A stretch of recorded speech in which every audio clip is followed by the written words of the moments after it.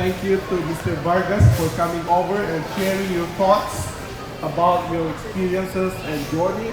I want to welcome the Vice Mayor of Union City, Pat Gacostas, and also thank this place for allowing us to do great things like a town hall meeting.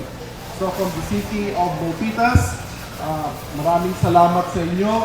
Hopefully, we become more involved, more active citizens and community members, regardless of where you are. I always say, be responsible and contributing citizens or members of your community. That's what counts. Okay, everything that you contribute, that you could give, that you could get involved with means a lot to the people of Vargas, and we do recognize what he has been doing. Actually, what he's been doing would not be just for himself, but mostly for others, especially our young children growing right here in America. So in appreciation for trying to support and push for the DREAM Act, and at the same time encourage discussion about our immigration policies and procedures, I am presenting a proclamation from the city of Milpitas saying thank you for what he does, and in effect what I'm saying is this should be a good advantage to the whole community at large and to the United States of America. So thank you, Mr. Vargas, for coming over, and this is a proclamation from the city of Milpitas. Let me just read the last paragraph.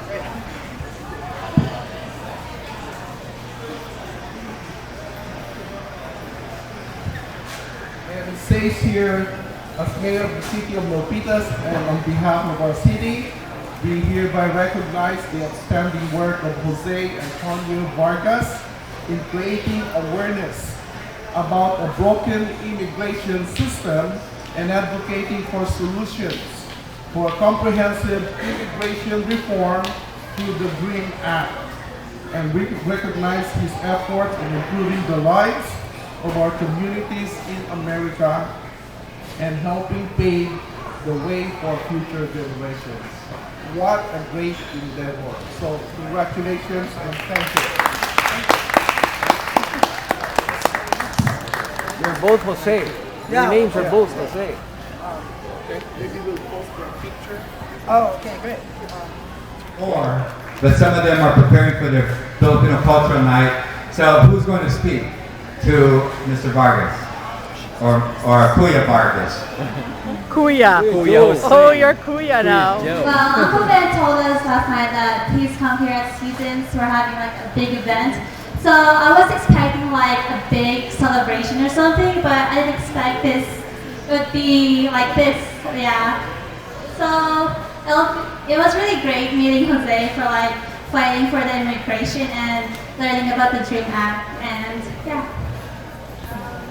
Hi everyone. If you don't know who we are, we come from Independence High School, from Bohai Cultural Club, and we dance folk dancing, and we also have a choir and play. And we came out here and then we met Kuya Vargas, and I was really amazed.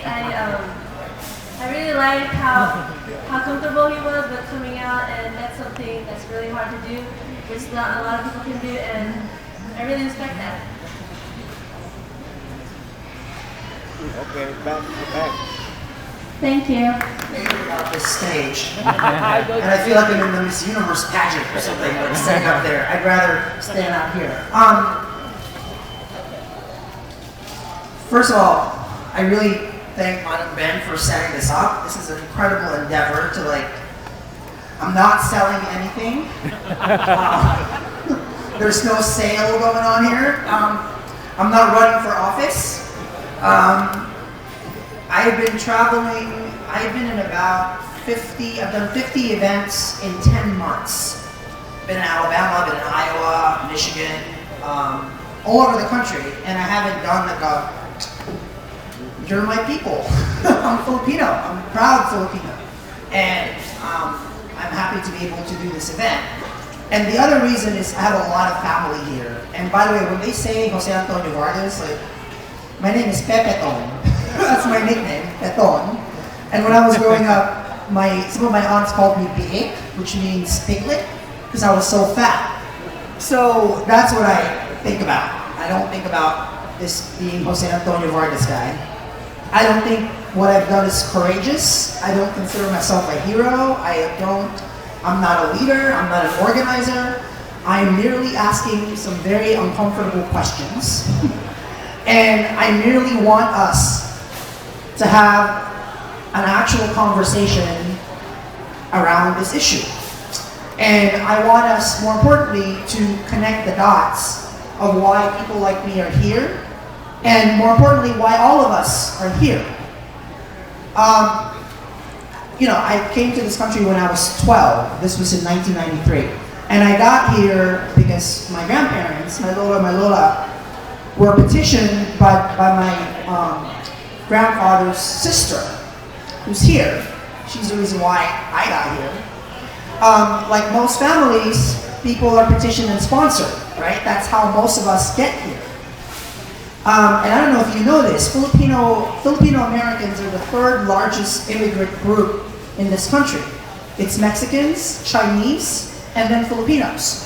There are about 1 million undocumented immigrants in America who are Asian American or Pacific Islander.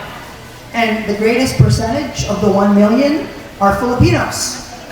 And in the Philippines, in Tagalog, we call it PNP, which means Tago ng Tago.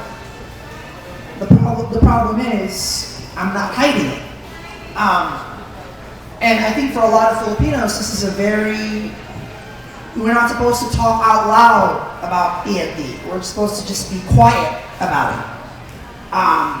And clearly I didn't decide to do that. But I'm not doing this so I can get awards or be seated that's not the goal. I'm actually going to tell you a little bit of a story. So I was lucky enough to win a Pulitzer Prize 4 years ago. And the Filipino community, especially the Filipino American press, who have been so supportive and generous, reacted really well. So I told this pretty powerful, influential Filipina American woman in New York back in March 2011 that I want to do this. I told her, hey, by the way, I'm PNP and I'm going to do this. And it was at a Thai restaurant in the Village in New York, where I live. And she sat there and she almost literally started crying and said, you can't do this, Jose. You can't. You will embarrass so many Filipinos, she said. Why don't you just go home to the Philippines, get a job at like a journalist, work for GMA or ABS-CBN or something,